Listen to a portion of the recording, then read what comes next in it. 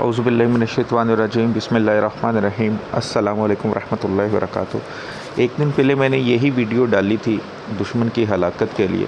उसमें दो चीज़ें छोटी छोटी मिस हो गई हैं, या एडिटिंग में करते वक्त, या वो कहने में थोड़ी सी गलती हुई या समझ नहीं आई।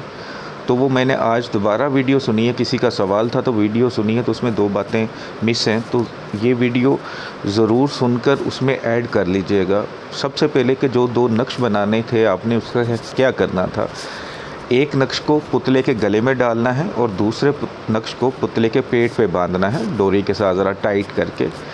दो नक्शों का ये करना है। उसके बाद जब आप उसकी यानी कि उसको सज़ा ख़त्म करना चाहते हैं, आप चाहते हैं कि उसके दिल में मेरे लिए मोहब्बत पैदा हो जाए, जब आपने पुतला निकालना है हांडी से और पानी में डालना है, तो जब वो ठंडा हो जाए तो आपने उसके अंदर जो कांटे चुभोए हुए हैं वो एक एक करके निकाल देने हैं। उसी वक्त टूटने नहीं चाहिए, बड़े आराम से ख्याल से निकालने हैं और निकाल के फेंक देने हैं उस पुतले के अंदर से। ये दो चीज़ें उसमें मिस हैं, ये अपने ऐड कर लीजिएगा अपने अमल में ताकि आसानी हो जाए।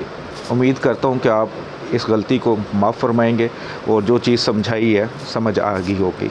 अस्सलामु अलैकुम व रहमतुल्लाहि व बरकातुहू।